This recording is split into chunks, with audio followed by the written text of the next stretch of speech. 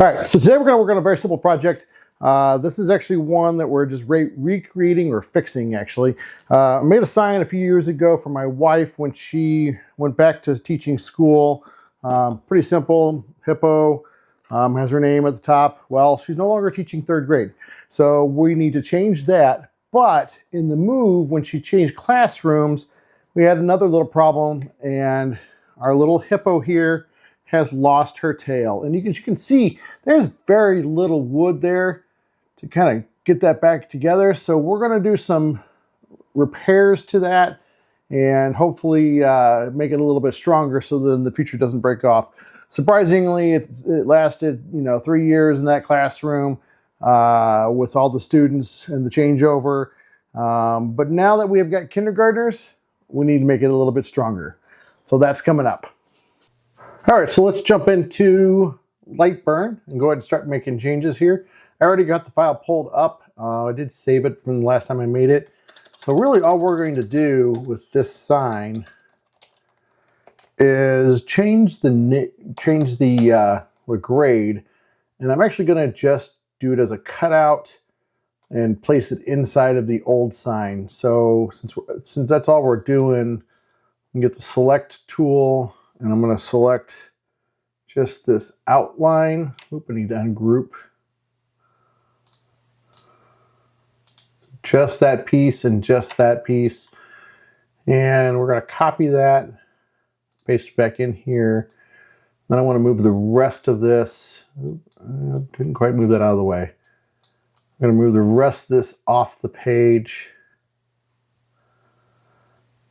Now, we talked about we need to fix the tail as well.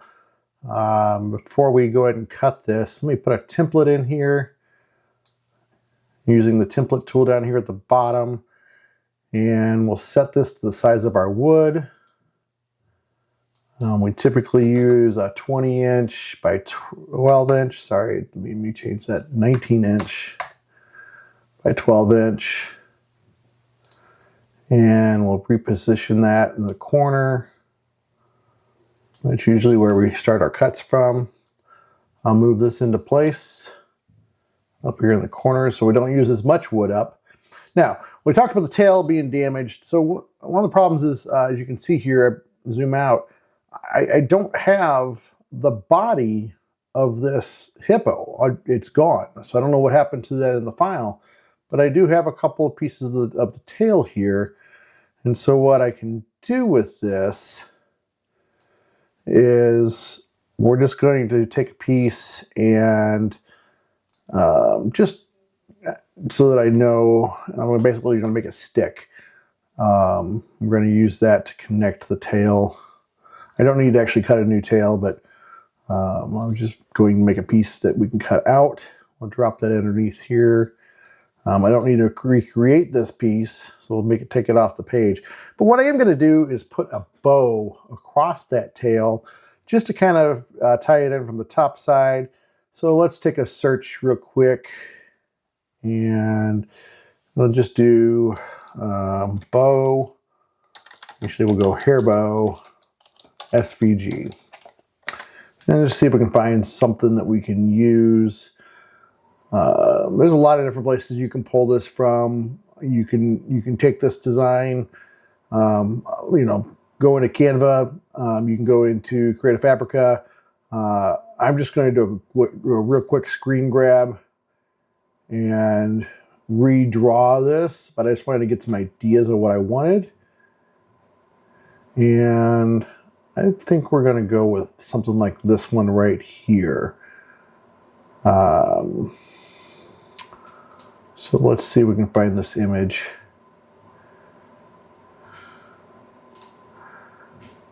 And then we're going to take that image and we're going to drop it into,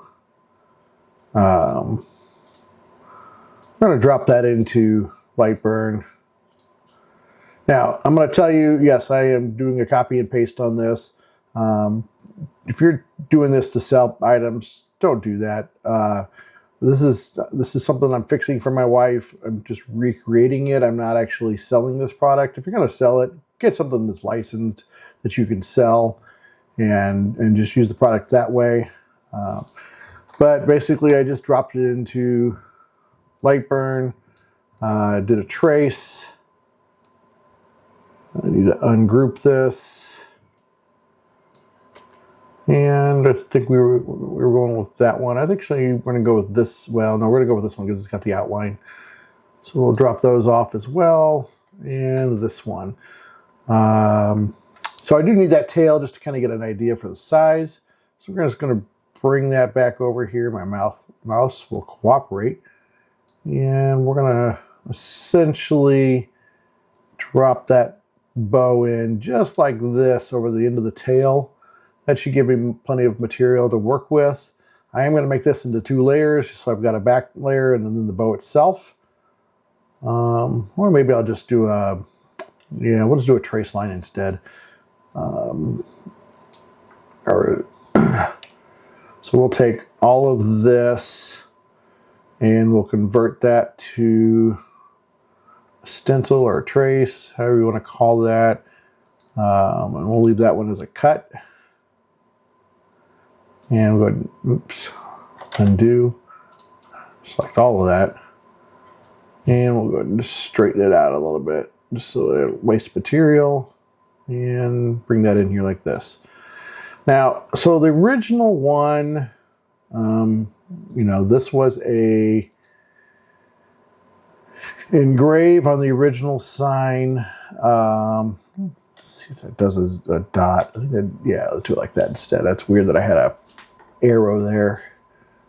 I think what we will do is, because I am making this another layer like this, I mean, I can just engrave this and paint the wood again, just like I did the last time, but I think this time I'm going to actually cut this piece out and just drop the letters in and do that instead.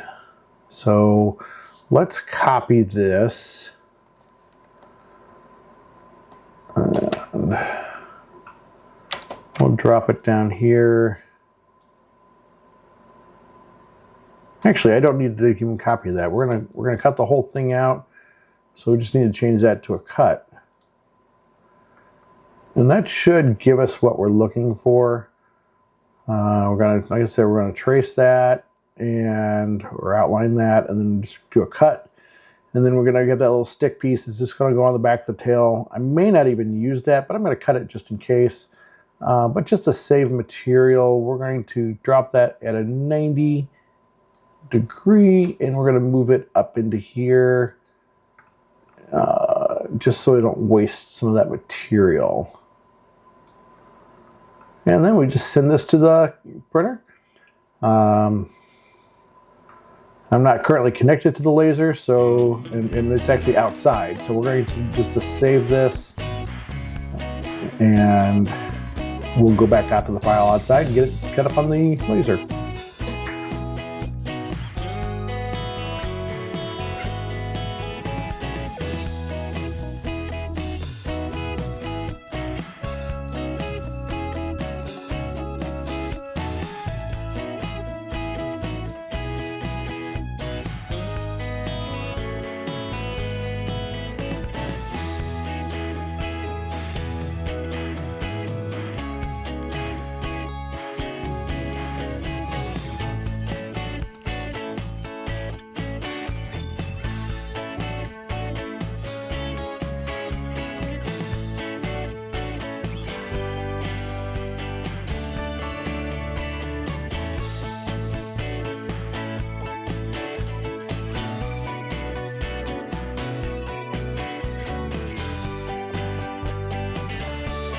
Right, so I already made my first error.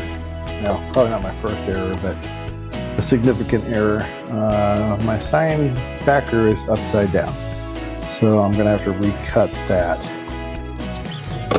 It does fit. That's the thing that I was really worried about. I just literally put the sign in upside down, which I'm not sure how I did, considering I copied and pasted those pieces all together. So back to the laser.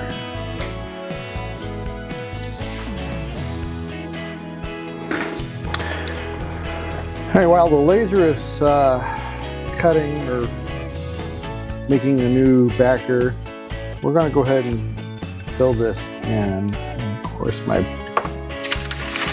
marker is dirty. All right, here we go.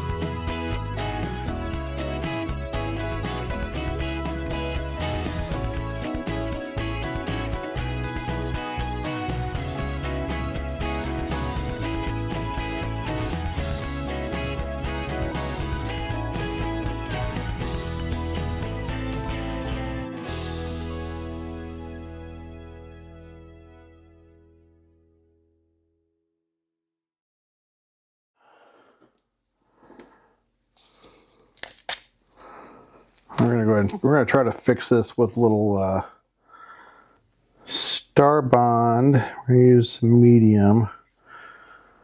Not normally what I would use to fix a wooden sign, but it's what's here in the craft room at the moment.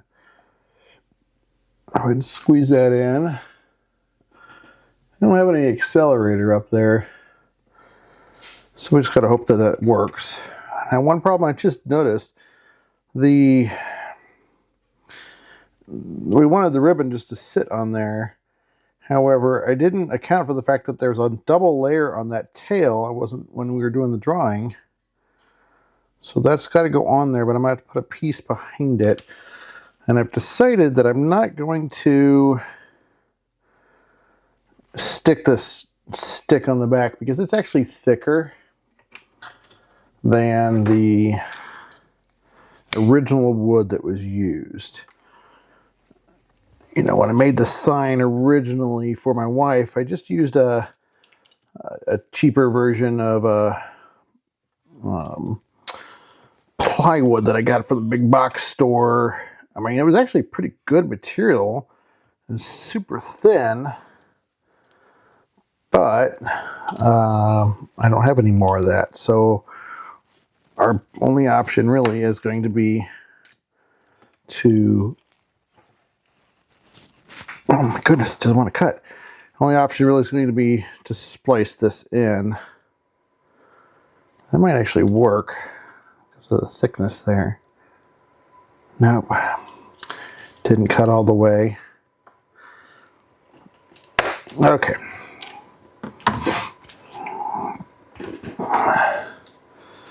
And we're gonna have to piece this to get back together. Got another dab of Star Bond in there. Hopefully I don't get it all over my fingers. It's one of the reasons why I don't typically use this glue is because, you know, super glue is messy. And it tends to get on everything and tend to have fingers that are stuck together forever. But that should be enough to make that stand off. So we're going to add another drop right here.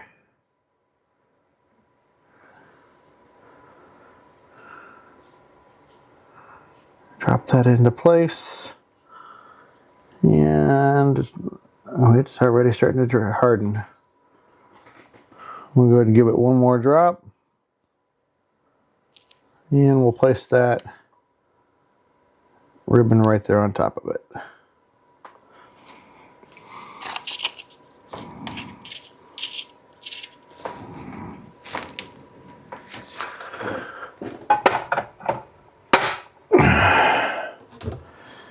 And we'll set that aside until we get the rest of it cut.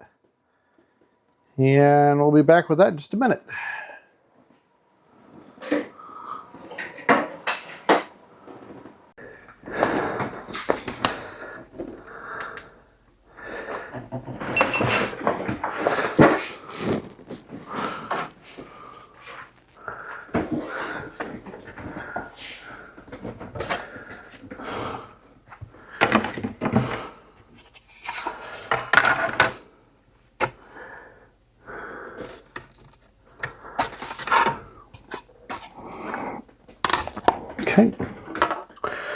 to make sure that fits, I can set this aside. So originally, I was going to have them engraved and set inside. And then I got to thinking that I kind of like it to be raised. It's more my style for signage. Yeah, make sure I get the right top and bottom here. So that piece sit there for now, but that's what it's going to be. So we're going to stick these back in here, and I think that what we're going to do is we're going to give them a nice little color to them. Super simple process. Did I lose the O? No, it must be one of these right here. That's not it.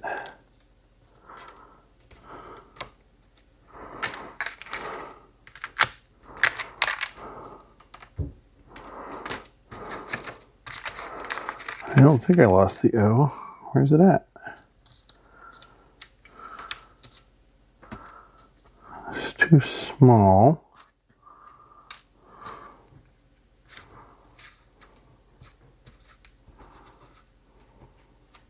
There it is. All right. So we're gonna, like I said, we're gonna stick all these back in here. That means that one of these, nope, again, too small.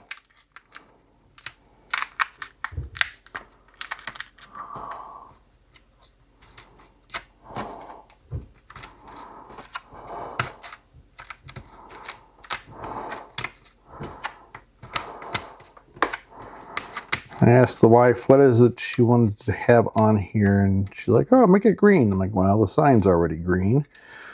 So what color do you want the letters to be?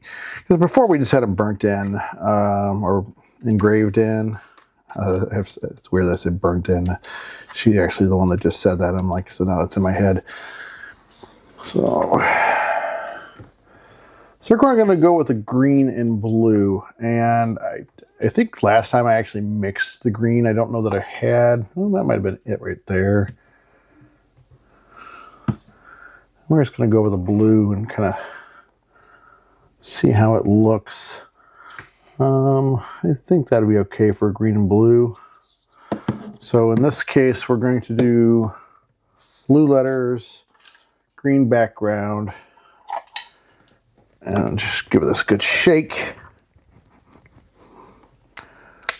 And squeeze a little bit out of the paper here.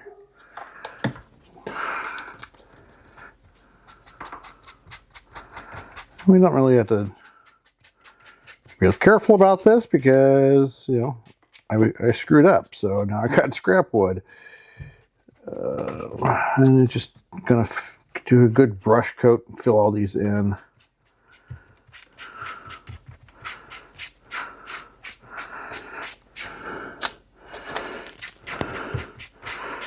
It will soak into the wood. It doesn't, you know, it doesn't really look like it's going to, when you first put on the paint, it's going to cover it. But then you're going to go back and look at it and see spots where, like, oh, you can see the wood showing through. And it's okay to see the wood grain showing through, but we're actually seeing color.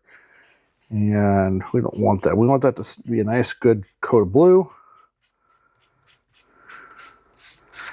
And this is just a flat paint, so it's more likely to show up like that. And we're just going to set that to the side. Move that up. We're going to bring this one down. Let that one dry. And this time we're going to do the green. And I'm actually going to put it just right on the wood this time. Grab me another brush. And just spread that around.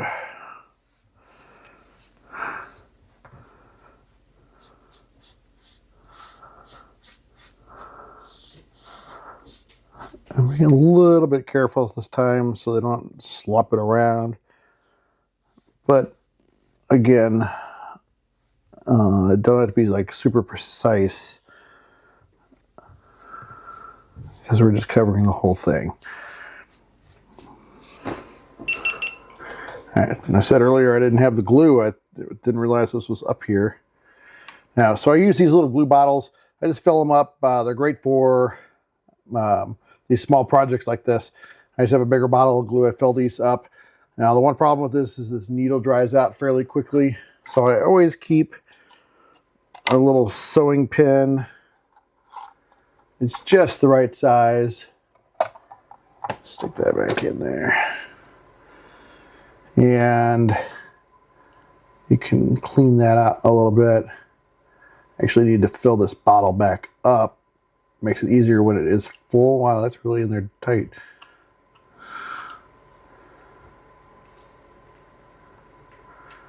I want to make sure that you can feel the air squeeze out of there. There you go. And then we just let gravity do its thing. And squeeze that back out.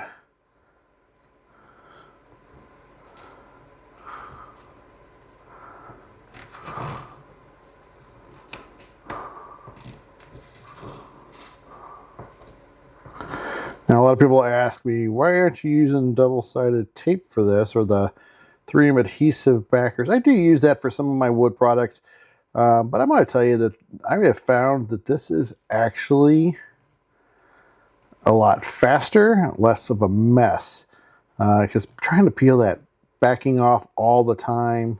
Oops, I didn't want to fill that middle in. Trying to get that backing off all the time is a bit of a challenge, especially when you get to really small letters.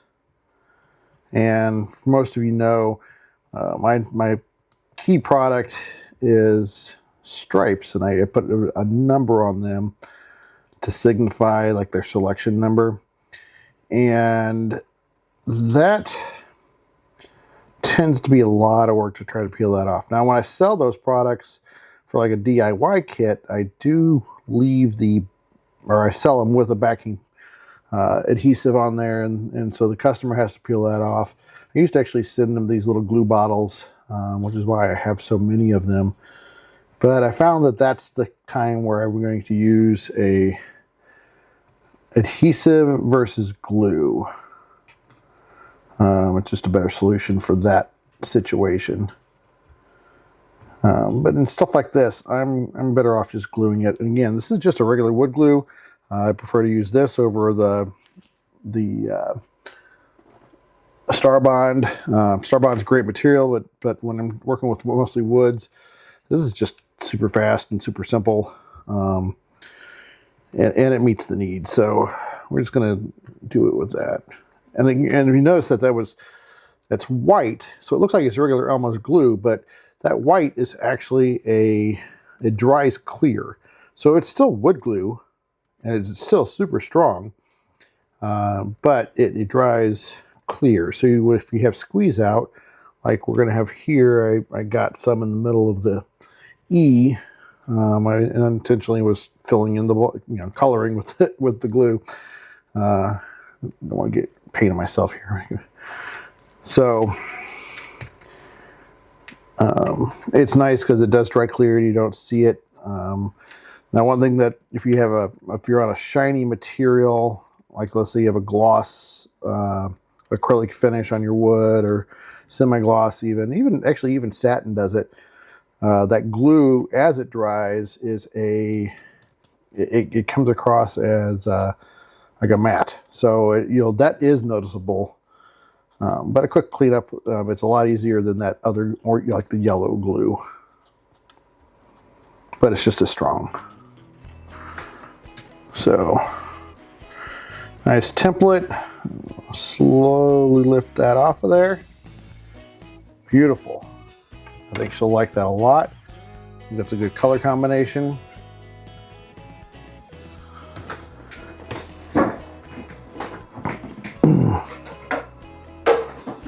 And we're going to bring her sign back over here.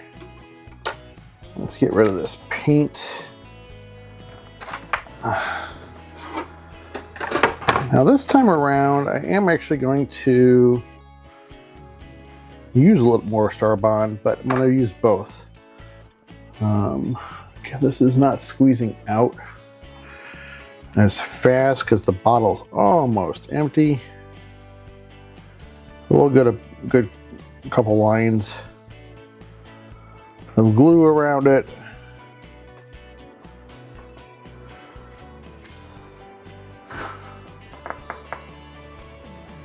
This actually would have been a good opportunity for the adhesive. But, you know, it's already cut, too late.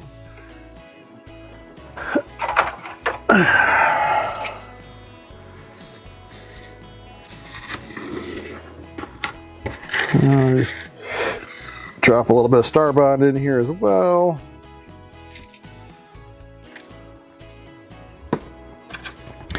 And we can just drop that side. See, that's why I don't like using Star Bond. Got it on my hands.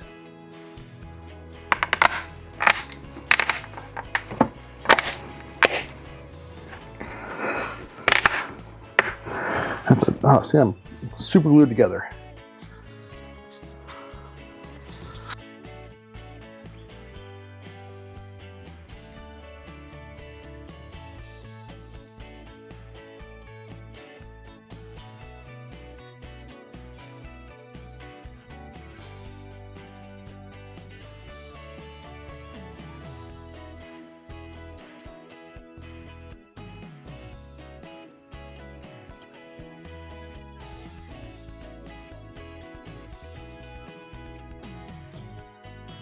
So there we go. And now we got our nice new sign. Just put some double-sided adhesive for 3M strips on the back. And while I know she knows who this sign was made by, let's go ahead and brand it. My Simple Builds. I hope you enjoyed this project. Like and subscribe if you did. And please come back and follow along. I plan on having more videos coming back out soon. I know it's been a long time. I've been really bad about getting behind the camera. And it's just one of those things, it's out of sight, out of mind, and you're halfway done with the project before you realize, oh, I need to get the camera out for that. But thanks for joining along for this project, and we'll see you again real soon. Take care. This is the part of the video that I hate doing. I hate doing outros. I always screw these up.